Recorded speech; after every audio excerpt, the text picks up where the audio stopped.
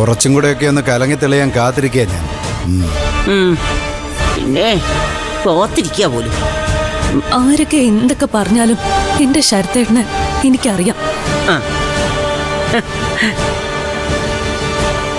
ഞാൻ ഇങ്ങനെ ഇപ്പൊ നടക്കുന്നതിന് കാരണം ശരത്തേട്ടനാണെന്നും എനിക്കറിയാം. എന്റെ പൊന്ന് നിത്യമോളെ, ദേവി ഏട്ടത്തിക്ക് ഒരു ക്രെഡിറ്റും വേണ്ട. എല്ലാം നിന്റെ ശരത്തേട്ടന് തന്നെ കൊടുത്തേച്ചാ മതി.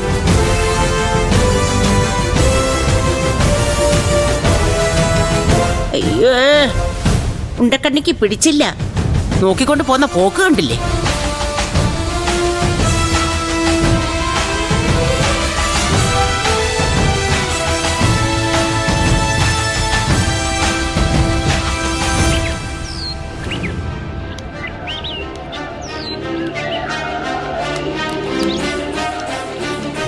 ആഹാ, നീ നടുമുറ്റത്ത് നിന്ന് കണക്കൂട്ടി കളിക്കാണോടാ ശരത്തെ?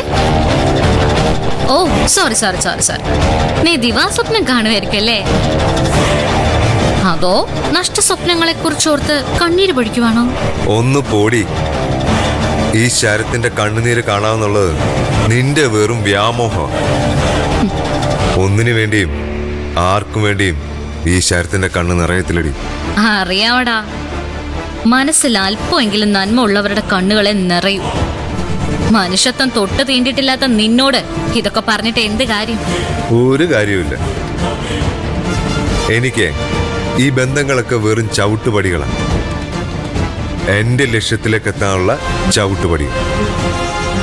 പടികൾ കയറി മുകളിലേക്ക് പോകുമ്പോ ഞാൻ തിരിഞ്ഞു നോക്കാറില്ല. നോക്കണോടാ, ആ പടികൾ അവിടെ തന്നെ ഉണ്ടോ എന്ന് ഒന്ന് ഉറപ്പുവരുത്തേണ്ടി വരും.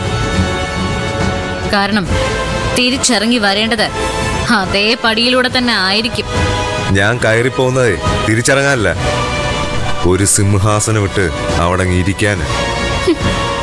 അപ്പോ എന്റെ പട്ടമഹർഷിയായിട്ട്